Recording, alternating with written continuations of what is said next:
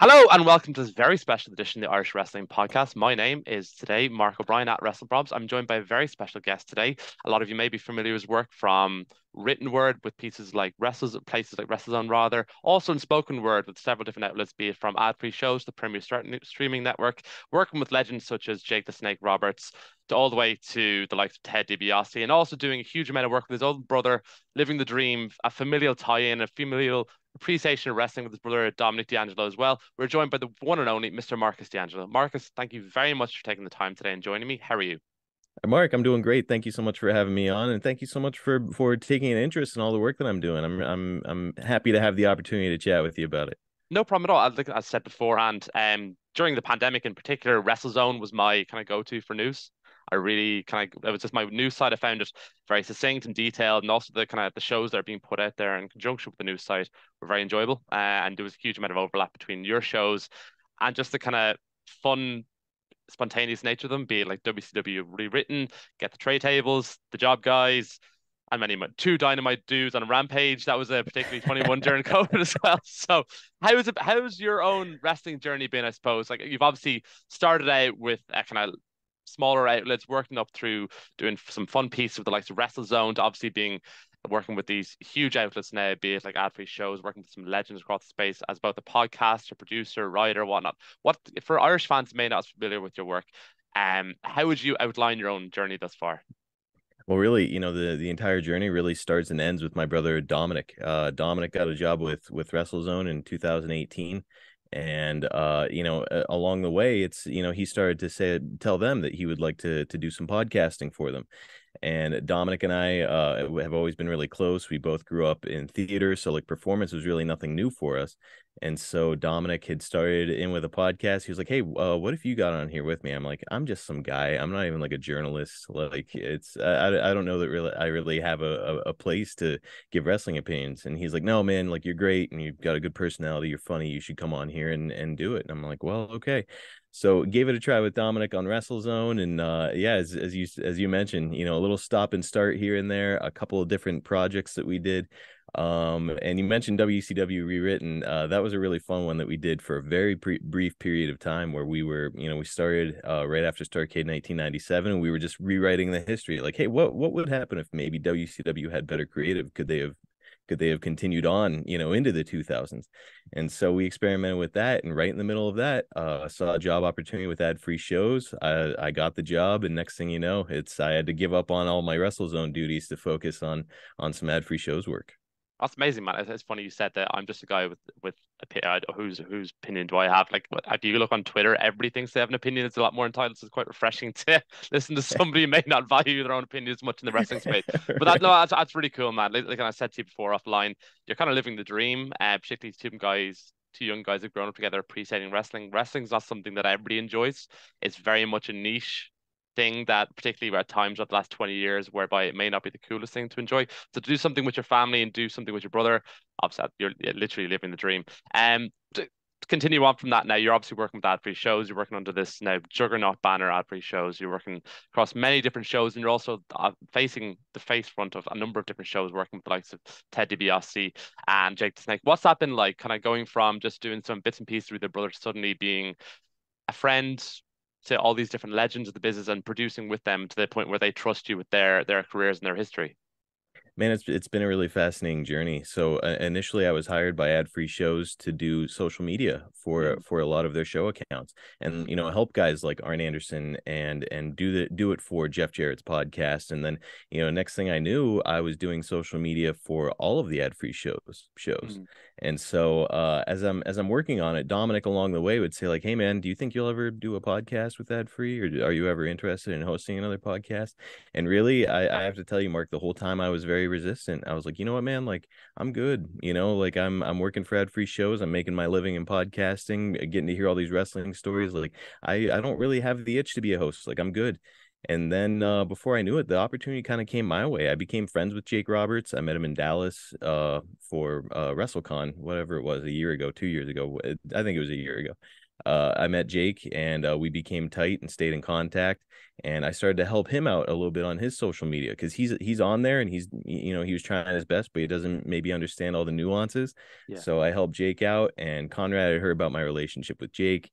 DDP Snake Pit was going away, and so next thing you know, it's I find myself hosting a podcast with Jake Roberts, and then Jake actually at this year's WrestleCon was hanging around with Ted DiBiase. I wasn't there, Mm. and Jake called me from there, and I was like, hey, what's up, man? And he's like, hey, do you want to do another podcast? And I was like, we just recorded like a couple days ago, and you're in California. Are you sure you want to do another one? He's like, no, I'm not saying record another one with me. He was like, do you want to do another podcast with another talent? And I was like, sure. I was like, who's the talent? He's like, Ted DiBiase, and he's right here. And he handed the phone to Ted, and then all of a sudden Yeah. I'm just on the phone with Ted DiBiase, and we're laying the plans for our new podcast.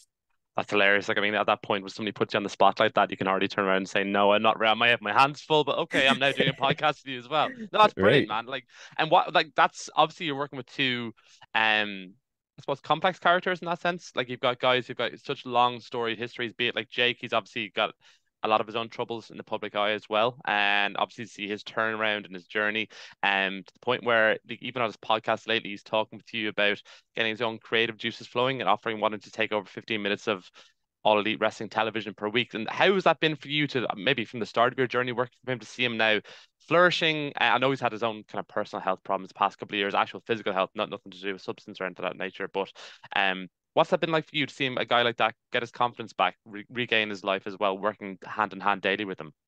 Man, it's been truly remarkable. I get caught up a lot in the work aspect Yeah. of being in wrestling, where it's like, okay, it's my job and I'm busy and I'm trying to keep up with everything. But Mm. in reality, when I grew up, I was a Jake the Snake fan. Yeah. I was a big fan of his when I was a kid, like most kids were. He was cool, and he had a snake, and he had awesome promos, and so like I had toys of him and stuff as a kid.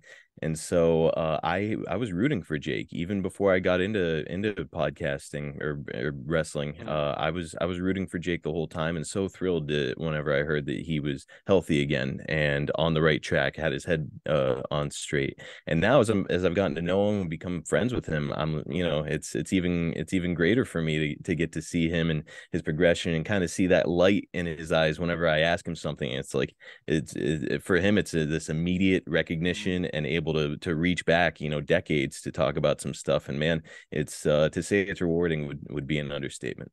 No, hugely, and it does come across, and just you can kind of see his progressively regaining his own confidence in himself and his own ability and understanding the business to the point where he's almost dictating how television shows should be going now. It's really refreshing and it's obviously rewarding for yourself as you touch on. What's it like been working with recently with Ted DiBiase? Obviously, recently he's come out and talked about his own possible cognitive decline, which is nothing unfamiliar to wrestling or to wrestlers over a certain age these days. Obviously, you're falling down for a living, so there is going to be some sort of physical decline in some capacity. What's it like being working with somebody who may be going through some personal issues or health issues, and also having that level of trust with them that you're gonna tell their story correctly and not put them in a negative light. Sure, and you know what? The fact that made the news. Let me put this out there: the fact that his as you put it, cognitive decline made the news completely on me. He mentioned it at the end of a podcast, and I probably should have just cut it out just because like it is such a small thing that got Mm, overblown to such a degree. yeah, yeah, It's look, Ted's got a cognitive decline on the same level as most other human beings. Where if look, once you get old, and if you've had a few concussions, you yeah, mentioned before we started recording that you used to play rugby. yeah, I'm sure that you've had your fair share of concussions. I yeah, played football. I've had concussions, yeah, and so every single one of us who used to be active in physical sports, mm, you'll have a little mental yeah, hiccup here and there if you've had enough concussions. So really, truly, that is all that whole thing yeah, amounts to. Is like, man, Ted is still he's sharp as a tack. yeah, And what a natural podcaster he was. When I first started in with him, that was my greatest concern was like, mm, okay, like he seemed like a really nice, personable guy on the phone. I wonder how he's gonna be if I ask him a question. Is he gonna answer it like it's a deposition, or is he yeah, gonna give me a real answer? And yeah. man, Ted over delivers every single time. No, that's amazing. And like I think just after that comment came out, I was at the For Love of Wrestling convention over in Manchester in the UK, and Ted was there, and I met him personally. He was a lovely man, couldn't have been more courteous and kind to everybody in his queue. His queues were going a mile long. which is actually a reflection of a couple of different AEW stars who didn't have enemy in their queue. With Ted Dibiase had a queue a mile long. He was also in the ring giving a talk with a group of other legends as well. And again, sharp as attack, wasn't missing a beat. So when I was like, oh, maybe it's just maybe some people have their off days, and then I was like, well, I've actually had about 20 concussions myself, so sorry, who am I to judge? But no, listen, that's absolutely brilliant, man. I suppose like with such a huge summer of wrestling ahead now, and obviously like for AdFreeShows, they've just had their massive Top Guy weekend, like Conrad, there's Eric Bischoff, Davey Crockett, and so many different people and Jeff Jarrett and whatnot are attending that recently. For yourself over the summer coming, do you have any huge projects coming up or any more projects in the horizon with AdFreeShows? Premier streaming network, obviously, is what the YouTube series is for the for your show with Ted DiBiase and whatnot. Anything coming up in the horizon for yourself?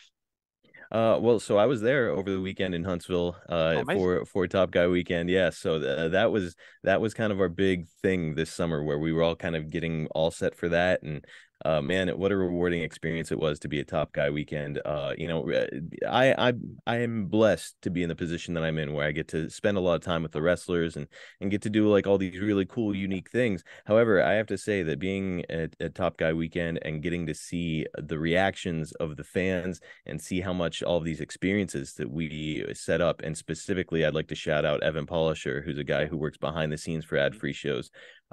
He put in so much work to make that weekend come to fruition, and over delivered to the point where like seeing all of the top guys react to all of the things that he had set up and the work that we were all doing. I have to say that that was easily the most rewarding part of it, and probably one of the most rewarding parts of the summer. As far as my future summer plans, really, it's just going to be putting my head down and continuing to work. You know, my wife likes to tease me about how often I'm working, because some days it's a regular 8 hour day, Mhm. some days it's a 12 hour day, some days I start working at 7 p.m. and I don't stop until 11 p.m. Wow. So it really all just kind of depends on the day. So that's my plan for the summer, is I'm just going to keep on working. Listen, that is the dream in a nutshell. But like, listen, a Top Guy weekend actually looked incredible, and it was brilliant to see the money that was raised for St. Jude's as well, and obviously Eric Bischoff getting his head shaved. So I'm incredibly jealous that we didn't get to be there. I know there's a few other people actually travelled over from Ireland for the weekend. So Yes, yeah, so that was pretty cool, and like it's obviously it's on. I'm going back to college next year myself, so it's very much on my bucket list once I graduate and do a few different pizzas at some point in the future to travel over for a Top Guy weekend, be it around some sort of absolutely. massive wrestling event. But like I suppose I'm in this part of the world. We're on the cusp of a few different massive wrestling events. So this coming weekend, we've got WWE Money in the Bank. The end of the summer, we've got AEW All In. Do AdFreeShows or yourself have any surprises maybe up your sleeves? I know Conrad regularly has like Starcast events, or a lot of the time maybe live podcast shows around WrestleMania, WrestleCons, that nature. Is there any hints or tips you can give us around that at all? Well, I can't give too much away whenever Okay. it comes to the actual events or the planning of the events, Yeah. but I can confirm that yes, Conrad has always got something up his sleeve. So do the rest of the crew, and we're always trying to innovate and come up with new opportunities. He did it recently, where he comes on and hosts. Hmm. We'll sit there and actually watch the event with you, and it's a fun way for the community to come together and experience pay-per-views. But yeah, no, as far as conventions and appearances are concerned, man, it's just keep your eyes on social media. 100%. That definitely will do. And like that's obviously it's I've actually flagged that a few different podcasters already. Please bring something over our way because we what you guys stuff you guys are putting on, be it around Top Guy weekend or things like WrestleCon we don't have in this part of the world, and with so many different flagship events going on, like I'd love to kind of see the Adfree family based over here as well at some point. But Well, listen, hey, look, you never know. It's Ireland is not necessarily 100% out of reach. yeah. Europe in general. So I would not be surprised one bit if AdFreeShows starts to make an appearance here and there over in that neck of the woods. That would be absolutely fantastic. I suppose like, my last kind of final question for you now. Do you have any wild or wacky predictions over the coming weeks, be it for the likes of Money in the Bank, AEW All In, anything like my own personal hope and dream is to have Jeff Jarrett main eventing AEW All In against Kenny Omega for the AEW World title. Then at the end of the show, get that Bree Woo, my world.